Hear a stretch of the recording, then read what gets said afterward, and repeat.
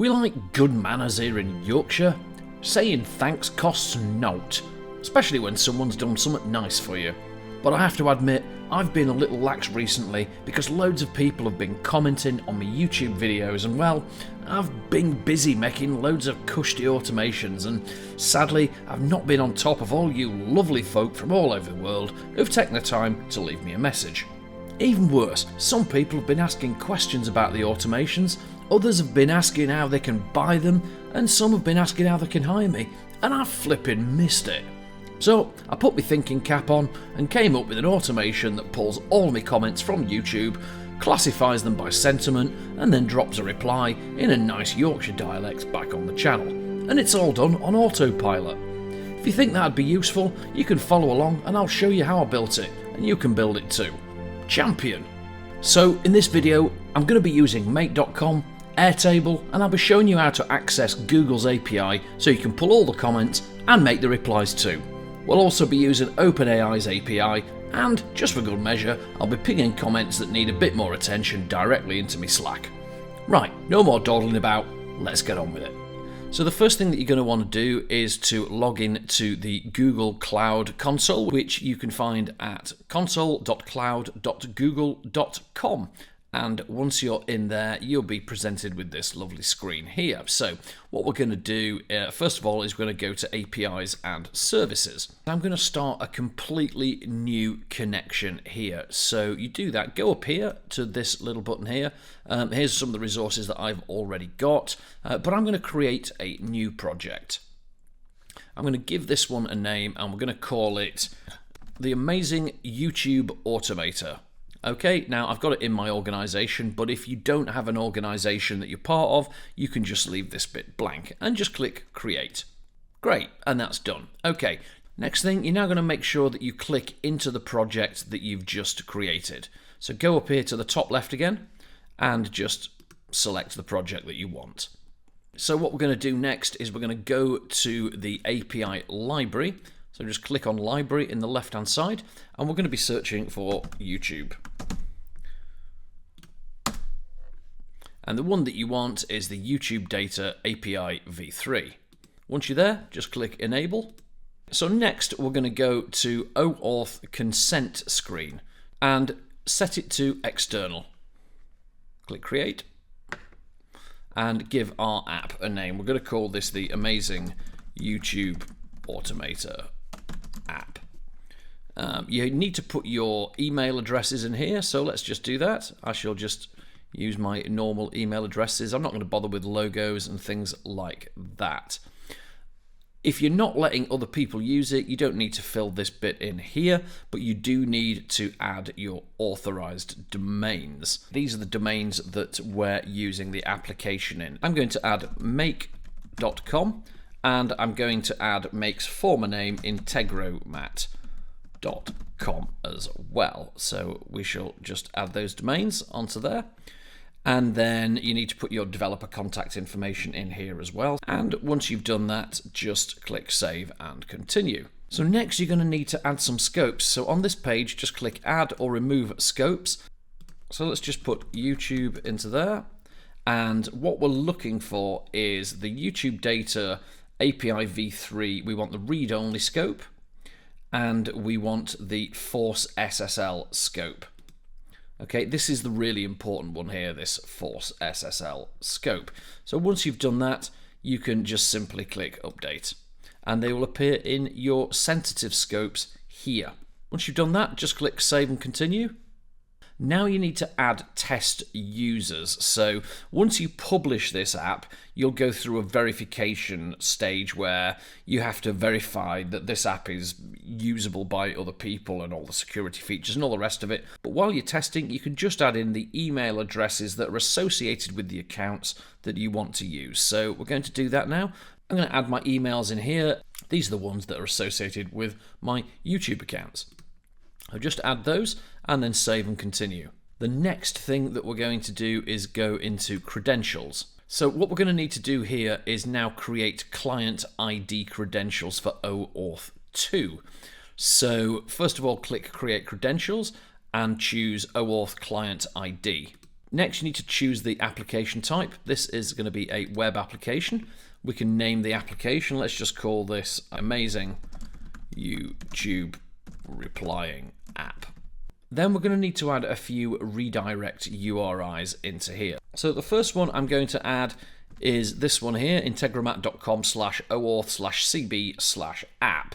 There's a few others as well that I'm going to add into here. I'm going to add this one, and just for good measure, we're going to throw in integromat and make, and also the integromat OAuth 2 one. Okay, that's it. Now click create, and that's done. Now you're going to get your client IDs and your client secrets, and obviously I am going to revoke these later on. You want to keep a note of these, so just for now you can just paste them, or you can click the download JSON button and you will get all of that information sent into a nice text file. Excellent. If you ever want to come back and see them, you can just come back here and you can click the button again to download the OAuth client information, or you can just click back into the app and you've got your client IDs and secrets up here on the right hand side. Great, so that's all set up and ready to go. Let's go and integrate it into Make. So the first thing I'm going to do is I'm going to create a new scenario so I can set this connection up. So on a blank scenario, just bring up a HTTP module. And what we're going to do is choose make an OAuth 2 request. I've already got some already set up, but we're going to create a new one. So just click on add and give it a name. And the flow type is going to be authorization code. Now you're going to need to fill some of this information in. And you can get that from the file that you downloaded when you were in the Google Cloud Console. So let's take a look at that. So you've got this information here. So here's what we're going to need. The authorize URI is this one here. That's https accounts.google.com/o/oauth2/auth. And then you're going to need your token URI. Again, let's take a look at that. And the token URI is oauth2.googleapis.com/token. So just enter that into there. Next, we're going to enter the scopes. So you need to click add item, and the item that you want to add is the force SSL scope that we set up in our first section. Then you're going to want to add your client ID and your client secret. We're going to keep everything else as it is, and then we are simply going to save that. Now we're going to get to authorize. So I'm going to authorize I use this account here. It's going to ask you which account you want to use. Obviously I'm using this account here. It's going to tell you that Google hasn't verified this app. That's okay, just click continue. And click continue again. Great, it's authorized. So what we're going to do is just test it. We're going to enter a URL into here, and the one that I'm going to use is this URL here, googleapis.com/youtube/v3/comment threads. Method is going to be get, and we do need to put a query string in here. So I'm going to add the parameter with the name part, and the value is going to be snippet, comma, replies. Then we're going to add another parameter, which is going to be the video ID. And we're going to pass into there the actual ID of one of the videos that we're running. So I'm going to choose this one here, the Neil Patel automated video, which did quite well. And the bit that we need is this part here. And then we're going to put that as the value of the video ID. We're going to do one more. We're just going to add the parameter max results, just because we don't want millions of them. Just for now, I'm just going to get 5 results. And once you've done that, we're just going to click OK. Great. So if I've done this correctly, we should be able to access our YouTube comments. So let's run it and see what happens. Okay, we've got a result. It's a status code 200, which is always a good sign because that means it's been successful. We can now have a look at the data, and as we can see, we've actually got an array full of different comments. So up here we've got all the bits on the video. And we've got our items in an array here. And what we can see, for example, is this is our first item here. And this is telling us it's a top level comment. There is the ID of the actual comment. That's the ID that's specific to YouTube. We've got the text which has been displayed. We've got the display name of the author, and we've got the published time as well. We've also got the number of likes, we've got the number of replies, things like that. So that's absolutely fantastic. We've got the information that we needed. Now, I set up another automation as well, and the reason for doing this is that I didn't want to go through and get all my videos myself. And what it's going to do is we're going to make an OAuth request using this particular URL here, which is googleapis.com/YouTube/v3/playlist items. We're going to use the get method, and we've got a few elements in query strings. We've got part as one of the names and snippet, and then we've got a second item called playlist ID and the value of the playlist in here. I've got a third one called max results because I don't want to pull loads of them. I mean, I know there's only a few videos on there at the moment, but we'll just leave that as value of 20. Then we're going to make a request and get all of that data, and then one at a time we're going to go through those bundles of data and we're going to extract the individual items. So this is the information about the individual videos that's going to be pulled, and then we're going to search our Airtable. We're going to see if the video ID already exists in the table. So here's the Airtable. We've got the video ID, we've got the title, the description, a published date, a monitor. This is telling me that I actually want to monitor this one for new comments, whether there's downloads available, and if there is, there's a purchase URL, which is what I use in my backend, and a tiny URL, which is much better for posting onto YouTube, because sometimes I want people to be able to get hold of the automations that I'm building. Brilliant. We're going to search our record to see if the video ID that we've got is already in our Airtable. Now, what we're going to do is we're going to get the output from the HTTP going into the iterator. We're going to see if it's equal to something that's already in the video ID table in Airtable. And if it is, we are not going to allow it to pass through this filter, because this filter here says if the total number of bundles coming out of here is 0, remember we're running one operation at a time, one video at a time. So if that video is not in the table, i.e. no videos of that name are found, then it can pass. Otherwise, it will just stop here. Now, if it does pass, obviously, it's then going to create a record in our Airtable. We're going to pull the video ID, the title of the video, the description of the video. We're going to pull the published date as well. And we're simply going to store that into our Airtable. So let's run that and see what happens. Okay, it found 4 videos. We know that one was already in there, and it's passed 3 through. So let's just take a look at our Airtable. As we can see, we've now got our 4 videos in here, and I've set it to make sure that downloads available is automatically set as no. What I'm also going to do is set the monitor as no to begin with as well, because we don't want to monitor those straight away. I've not got any purchases for these yet, so we can just leave that as it is.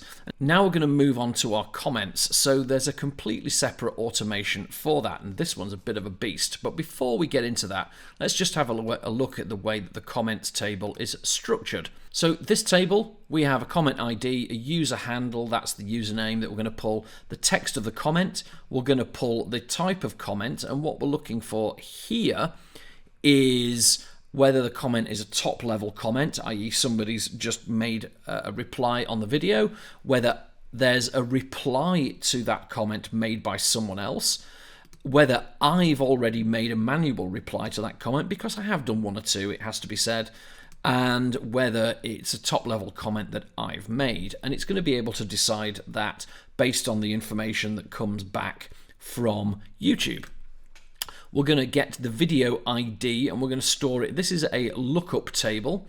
We're going to basically drop into there the video ID, and that is going to create a lookup with these videos here. Okay, and then we're going to have the publish date of the comment. Any replies that have already gone on there, we're going to count the number. If I've already replied to it, we're going to have this single select as yes. If I haven't, it's going to be no. And if it's a comment that I've made, we're going to have it as not applicable, or N/A. We're also going to have one called moderation required. And the reason for this is if somebody's put a particularly nasty comment, or maybe they've asked a question that needs a bit more in-depth answer, I actually want it to get pinged to my Slack so I can take a look at it and answer it directly. And I know that if it goes to my Slack, I'll definitely see it and I'll definitely respond to it. Then we're going to have the parent thread. So if it is a reply to another comment, we're going to make sure that we know what that comment is by storing its thread here. And then what we're also going to do as we go through our workflow is we're going to look at the sentiment of it. We're going to decide whether it's positive, negative, or neutral. We're also going to get the context of it, whether it's somebody wanting to make contact or asking a question or making a statement, or has an intent to buy the product that I've been making the video on. We're going to have a bit for the automated reply, so this is where the text is going to go for the reply, and finally just a single select for whether it's been posted or not. Now obviously the default option will be no. Okay, so with all that done, let's take a look at the main automation. Okay, so here's the main automation. I told you it looks like an absolute beast, but it's actually fairly straightforward. So let me break it down for you. So the first thing that we're going to do with the automation is we're going to search for videos in our Airtable which have got the monitor set to yes. And then we're going to pass each one of these videos through the iterator. So we're going to deal with one video at a time. Then we're going to set a couple of variables. So what we're going to set is a variable called YT video ID. This is going to be the actual ID of the video from YouTube. That's the bit at the end of the YouTube URL that references the actual video. And we're also going to set the Airtable's record ID as well, because we want to make sure that we're pulling the right record from the videos table each time. So once we've set those, that's the first part done, and that information is going to stay static for the whole of this automation. We're going to be able to use it in all of these different steps here. So now we're going to go up to our first branch. It's going to go through our router. We're going to get all the comments for that particular video. We're going to use the same HTTP request that we used before when we were setting it all up. The only difference is I'm going to make the max results a lot larger this time. And then we're going to pass each of these, because we're going to get lots of videos, so we're going to pass them all as individual bundles, one at a time through the iterator. So we're going to pass through the data items. And then we're going to search our Airtable. And what we're going to do this time is we're going to look at the video comments table. And we're going to check to see if the comment ID is actually in the comments table already. And again, we're going to use this, is it greater than 0? And if we get a video returned, in other words, we've already put it into our table, then we're just going to ignore it this time round. Then it's going to go through a router, and there are 3 possible paths it can take. And what you'll notice is that each of these paths has got a filter on it.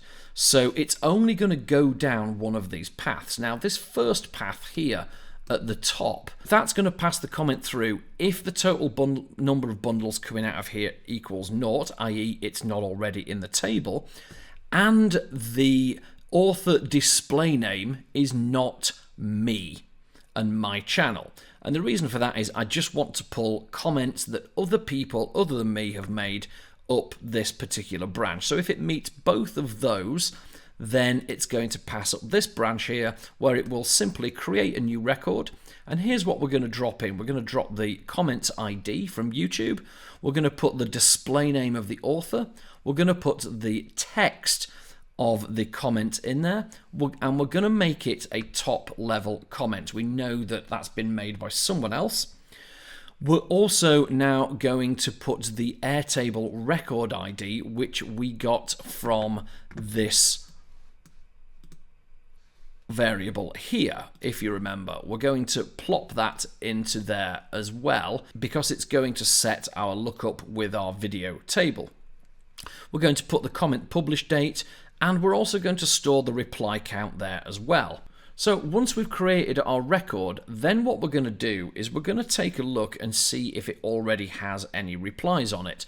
So we've got a filter here, and what we're doing is we're looking for the total reply count. If it's greater than 0, then we're going to pass it through. Obviously, if it doesn't have any replies, we're just going to end it here, and then we'll be passing the next comment from that first video through.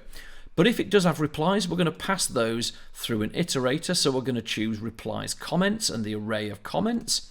Then we're going to pass it through another router. And what we're going to do here is we're going to decide if the reply has been made by me or by another user.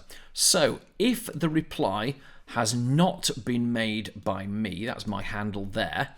So the snippet, the author display name, is not equal to my channel.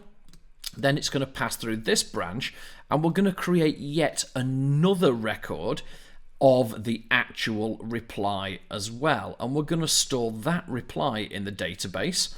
And this time we're going to add the parent thread to it as well. And the parent thread is basically going to associate it with the record that was here, with the comment that was made here.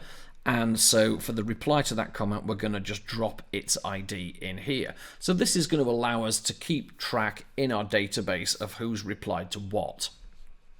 However, if it was my reply, as you can see here, the author display name is equal to my username, then we're going to create a new record in here. We're going to, again, drop the reply in. We're going to set the parent ID. But of course, this time the type is going to be my reply, not just reply. So that's going to allow me to differentiate in my table that these are replies that I've made. Then what we're going to do is we're going to search the records again, and we're going to search the record where the comment ID is equal to the parent ID. So we're effectively looking for the top level comment. And what we're going to do now is in our table is we're just going to mark it as I have indeed replied already, because I don't want to be replying again if I've already done a manual reply right now. Hope that makes sense. Okay, so let's see what happens if the actual comment has been made by me. So it would pass through this filter here. The total number of bundles obviously coming from this Airtable here is 0, so it's not been found already. And this time the author display name is me. So it's going to pass through, it's going to create a record, and it's effectively going to do what it did before. It's going to create a new record with the comment ID, the display name, the display text. This time it's going to set the type to my top level comment, so I can differentiate that it's actually me that made this top level comment. We're going to put the Airtable record and the publish time and the total reply count again. And then once again, we are going to see if it's had replies. We're going to do exactly what we did before. So if the reply count is greater than 0, then we're going to pass each reply one at a time through this iterator.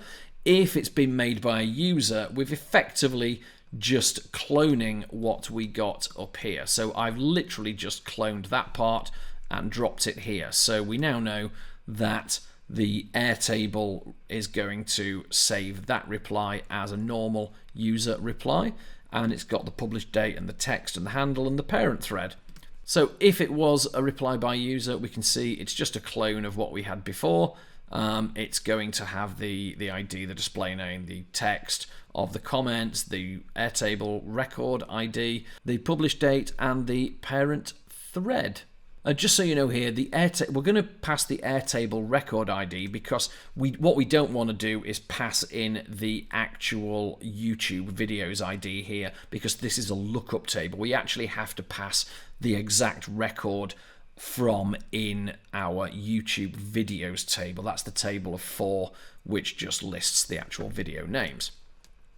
So, of course, if it's my reply to my top level comment, it's going to go down here. So the condition is that the author's display name of the reply snippet is me. Then it's going to do the same thing again, create another record. This time it's going to set it as my reply. It's going to save all the same information, but it's also going to put replied as not applicable here. And the reason for that is that I don't want to be replying to my reply to my reply. Thank you very much. Then we're going to search the records once again for the comment ID, which is the parent, and we are just going to update that record as well and make sure that it has in it that there has been a reply on there. Great.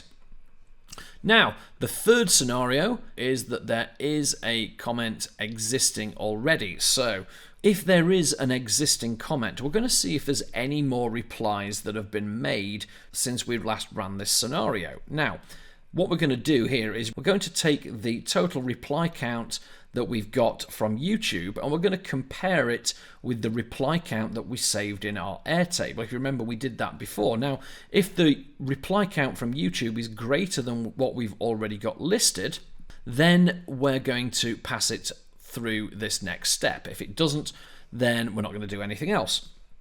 So we're going to iterate through each of the new replies one at a time. If it's a user reply, guess what we're going to do? We are simply going to drop all the information in there. And if it is a reply from me, guess what we're going to do?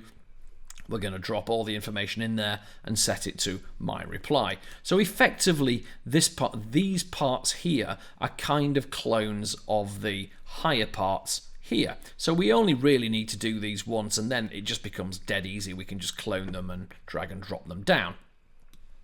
Now, once all that's been done and it's stored our records, now the really cool part comes. So what we're going to do is it's going to run all of them through there and then it's going to run through this route here. And the first thing that it's going to do is we're going to open up our Airtable, and this time we've got a formula. We're going to make sure that it's a top level comment in the type column. We're going to make sure that the replied column says no. We're going to make sure that the video is the video that we're dealing with, and we're going to make sure that we haven't already posted a reply. So assuming that we meet all of those conditions for this particular comment, we're going to pass them through an iterator one at a time. And then we are going to see if a sentiment analysis has been done, because sometimes it fails. We don't want to do the sentiment analysis all over again. So I've just put a filter in here to see if the sentiment's already been done or not, just as a little extra blocker. And then we're going to pass it into OpenAI to do the magic. So I'm going to be using OpenAI's GPT 3.5 Turbo because it's cheap and I'm Yorkshire. I've got a couple of different parts to it. I've got a system message, which is just you're a YouTube content manager. I've got a first user role where I'm going to tell it your task is to summarize a comment which was left on a YouTube video and determine the context and sentiment of the comment. And I've then told it sentiment is generally either positive or negative, but if it can't be determined from the language used, choose neutral. So here are the choices that it can make. And then we're going to give it some context. Is this comment a question? Is it a statement? Is there an intent to buy? And is there an intent to make contact with me? These are what it can output. So obviously, if the user wants to get the scenario or ask if it can be shared, you can mark it as by intent. I've told it must output in JSON format, and I've given it the format that I want to use. And then I've actually given it some examples as well. So there's my first example. If that comment is more details about the module, then that would be a neutral question. So it would simply output that JSON. If the input comment is great video, where can I buy it? We would classify that as a positive sentiment with a buy intent. If the comment is how do I hire you, I would say that's again positive with a contact intent.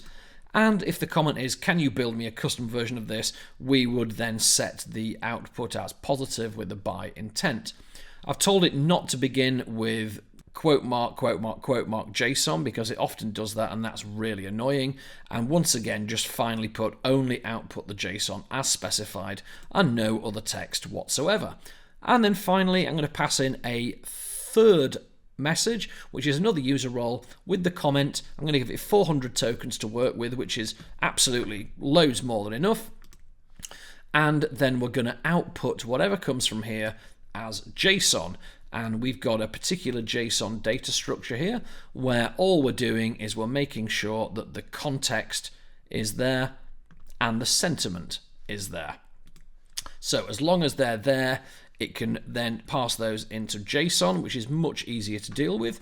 And then we're going to store those in our Airtable record for that particular comment. We're pulling the ID from the module that we've got here. And we are simply going to store the sentiment and the context, which we're getting from our parse module. So now we're going to know whether it's positive, negative, or neutral, and the actual context of the message. Great. Then we're going to pass it into a router. And again, this looks really complex, but effectively it's dead simple. There are a few different things that it could be. We know that there's by intent, there's contact intent, there's the comment is a statement, or the comment is asking a question. And depending on what the context is that's coming back from this JSON module, that's going to decide which of these routes it goes down. So let's take a look first at the by intent, which is probably the most complicated one. So if the context is equal to by intent, it can pass through this filter. We will again search the record and we shall pull out the YouTube video ID. We're going to make sure we've got all of the fields output. This is the information about the video, not the comment. Then we're going to go through a router and we're going to decide based on these filters here if there's a download available already. If there is a download available, then we are now going to effectively set some reply text telling them where they can download the scenarios from. And we're going to pull the tiny URL of the product from this table here. We've got a bit of extra text saying you don't want to monkey with it, or if you prefer, you want me to run it all for you and you don't have to do a thing, just get in touch and have a look at the link tree in the description. Great, because I do want people to get in touch and let me set this up for them. Then, of course, we're going to update that into our Airtable record, and we are simply going to pop the reply that we're going to send that we've set in this variable here. And then we are going to set replied as yes, because this replied column means that the reply has actually been created. Then we're going to make a post request to YouTube. We're going to use this comments URL, which is googleapis.com YouTube v3 comments. We're going to use the post method because we're sending, and we have to have this query string called part with the value snippet.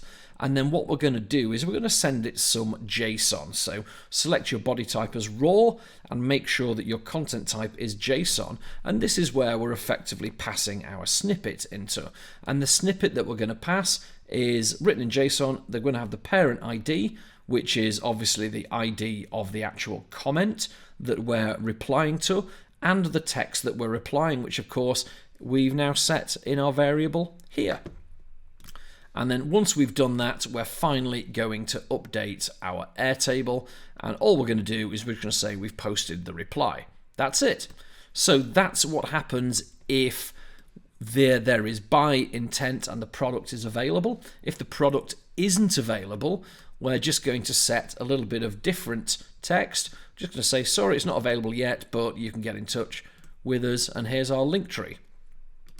And then it's going to do exactly the same as it did here. That's not changed at all.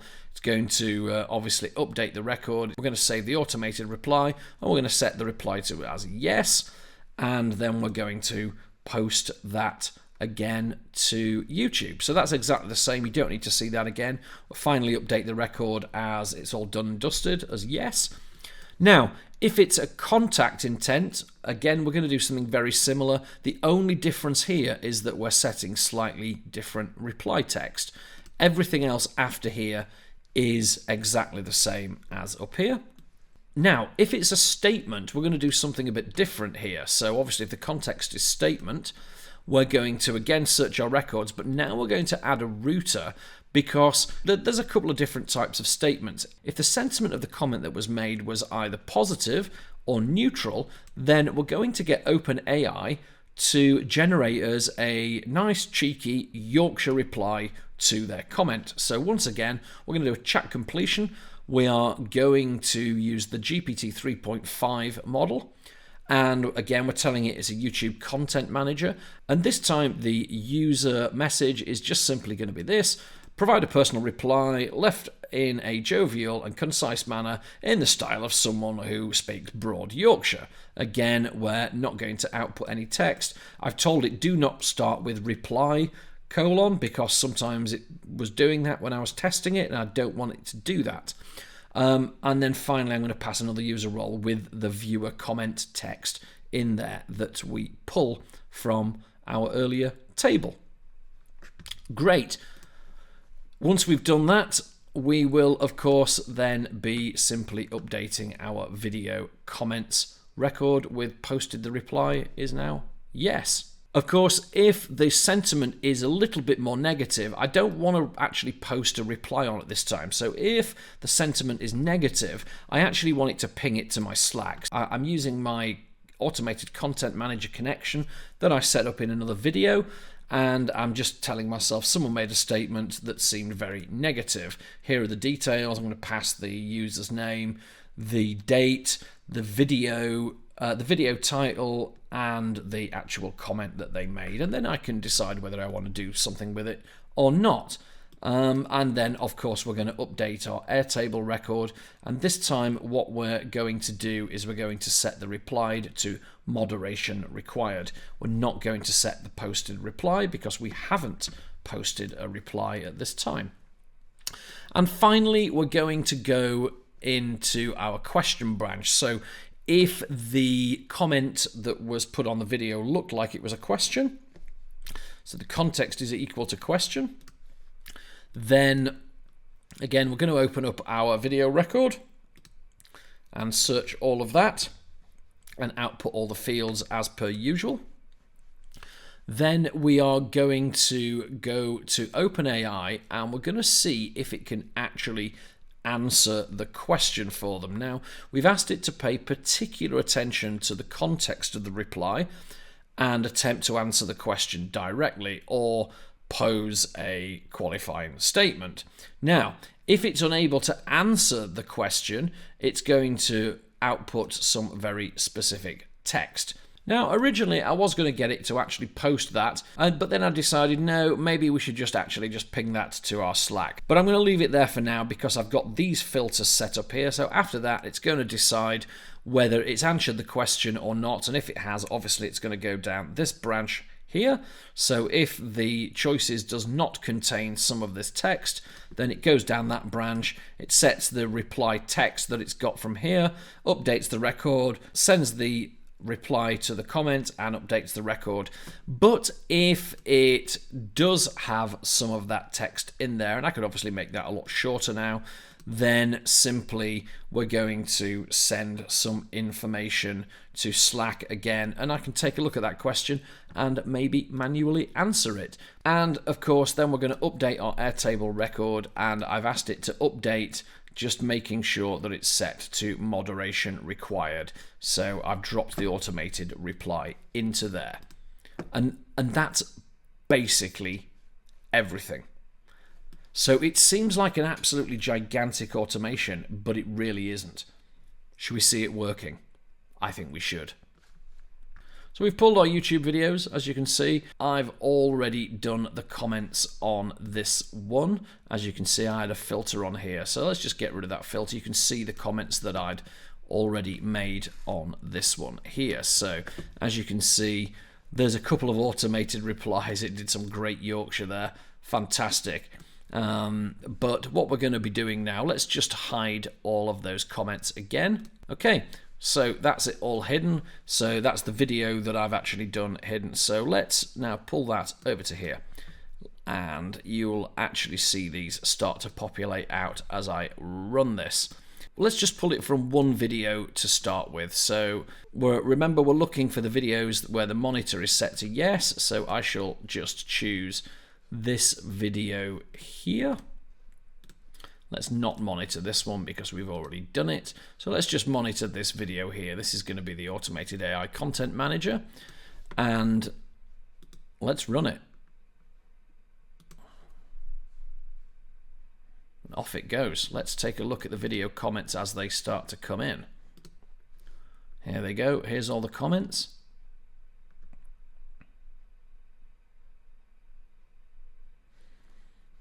Fantastic.